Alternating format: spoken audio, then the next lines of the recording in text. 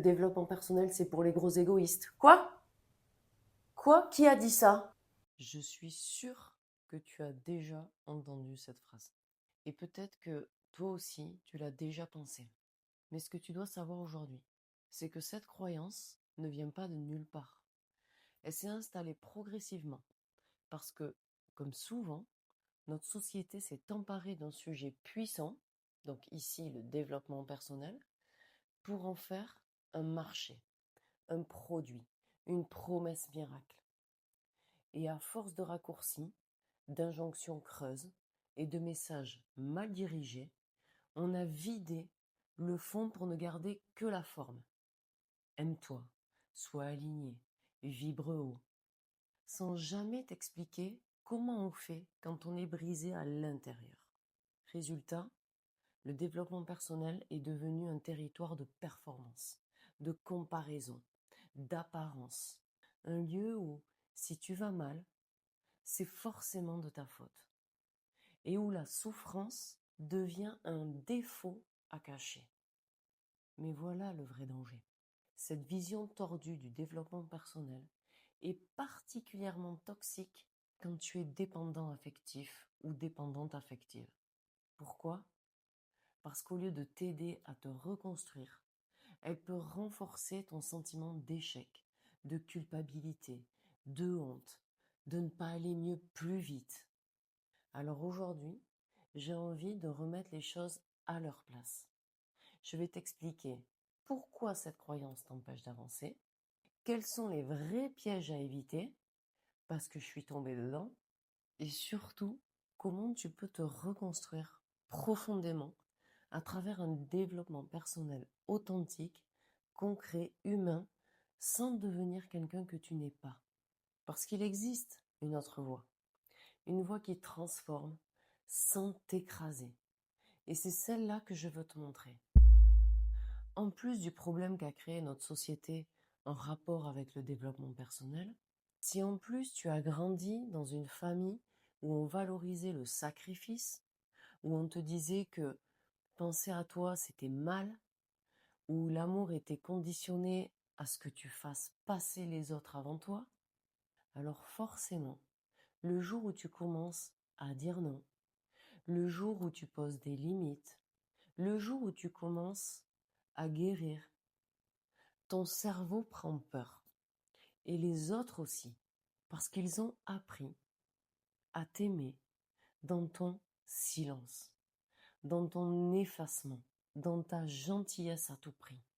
Ce conditionnement fonctionne sur plusieurs niveaux. Niveau cognitif, associé à penser à soi égale manque d'altruisme. Au niveau émotionnel, tu éprouves de la culpabilité dès que tu exprimes un besoin. Au niveau social, exprimer une résistance, ça veut dire sortir un peu du moule. Et ça dérange, car ton changement bouscule l'équilibre. Résultat, même parler de soin de soi aujourd'hui paraît suspect. Mais ce qui est légitime, c'est ta transformation. Alors oui, à leurs yeux, ta reconstruction ressemble à de l'égoïsme. Mais c'est faux. C'est juste ta naissance, ta renaissance. Mais attention, le développement personnel mal encadré peut créer certaines dérives. Je vais te parler de deux des plus récurrentes que je vois partout autour de moi et sur les réseaux sociaux. La première dérive, on en a déjà un petit peu parlé, c'est la performance identitaire. Le discours, sois la meilleure version de toi-même, sois discipliné, incarné, authentique, devient une nouvelle injonction sociale à la perfection, au contrôle, à l'image. Ce genre de discours, c'est de la poudre aux yeux. C'est culpabilisant et déconnecté du réel. Et surtout, ça pousse à te couper de ton humanité. Résultat, on joue un rôle au lieu de guérir. On cache ses vulnérabilités pour être au top à tout prix et tout le temps, et cela crée une dissonance cognitive. On prêche la transformation, mais on n'ose plus dire qu'on doute, qu'on replonge, qu'on souffre encore parfois. Et tu tombes à nouveau dans un cercle vicieux de honte, de culpabilité et d'autocritique. Le vrai travail, c'est apprendre à exister en dehors de la validation extérieure, en acceptant son identité dans son entièreté. La deuxième dérive, c'est le glissement vers l'égocentrisme. Moi d'abord à tout prix. Le discours priorise-toi, dis non à tout ce qui ne te sert pas. À la base, c'est un message sain pour des personnes qui ne se sont jamais choisies. Mais dans un contexte de dépendance affective, ce message peut être mal compris. On passe d'un excès d'oubli de soi à un excès de recentrage sur soi, sans conscience de l'autre. C'est un peu comme si tu passais brutalement de je me nie à je me crois supérieur, sans passer par le juste équilibre relationnel. Résultat, on coupe les relations dès qu'il y a un inconfort. Au lieu d'apprendre à communiquer, on se croit plus éveillé que les autres. Moi, je fais un travail sur moi, pas toi. On place ses propres besoins au-dessus de tout en oubliant que les relations saines sont mutuelles, pas unilatérales. Mais une réelle estime de soi est liée à l'estime des autres. La maturité émotionnelle, ce n'est pas je fais ce que je veux quand je veux. C'est je choisis ce qui est juste pour moi tout en respectant les personnes autour de moi. Bon, et maintenant que tu as compris que je suis pas mal intentionnée, il faut dire les choses. Et je vais être cash, mais avec beaucoup d'amour. Ce qui est profondément égoïste par contre, bien plus que quelqu'un qui fait du développement personnel, c'est le dépendant affectif. Pas par méchanceté, mais par instinct de survie. Quand tu es en dépendance, tu demandes à l'autre de faire passer tes besoins, tes émotions, tes attentes avant les siennes.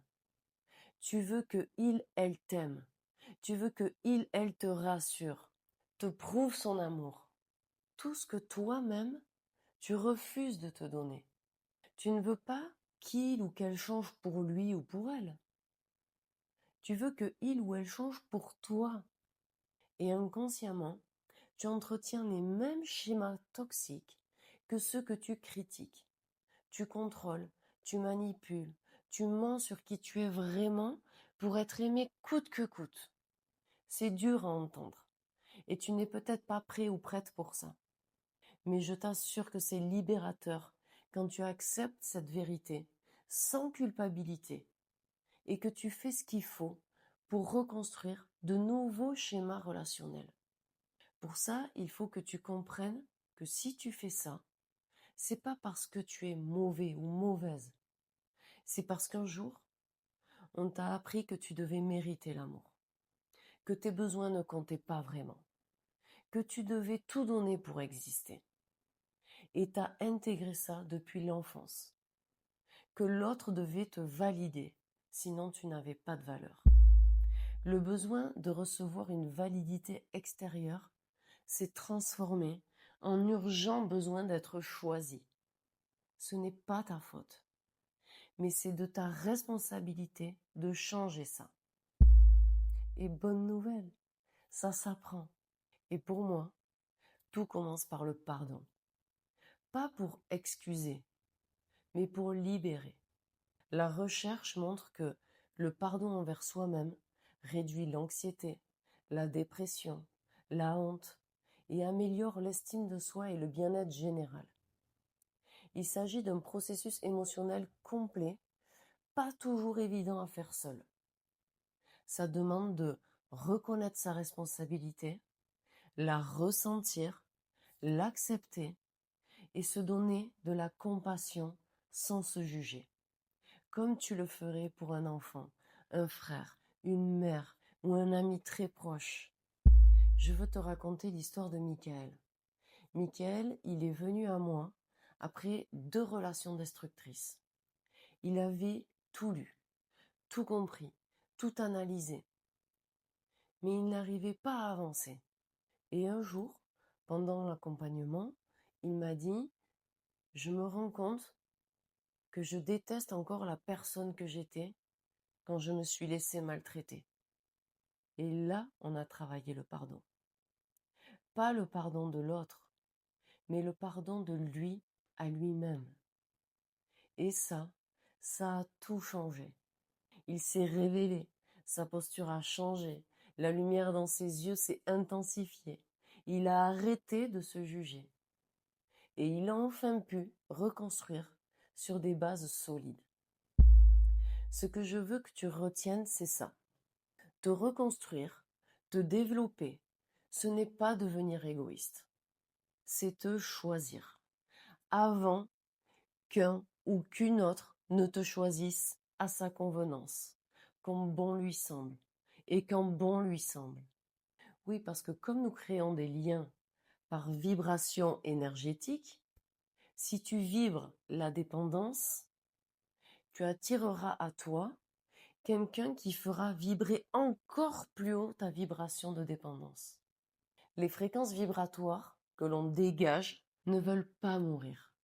Donc elles font tout pour trouver la fréquence qui va les rendre encore plus vivantes et vibrantes. Alors je te pose la question. Quelle fréquence veux-tu vibrer dans tes prochaines relations? La dépendance, l'anxiété, la peur, le doute ou la paix, la confiance en soi, l'estime de soi, la sécurité intérieure? Dis-le-moi en commentaire. Je te lis, je te vois, je te comprends. J'en ai fini pour aujourd'hui. Donc on se retrouve dimanche prochain pour une nouvelle vidéo.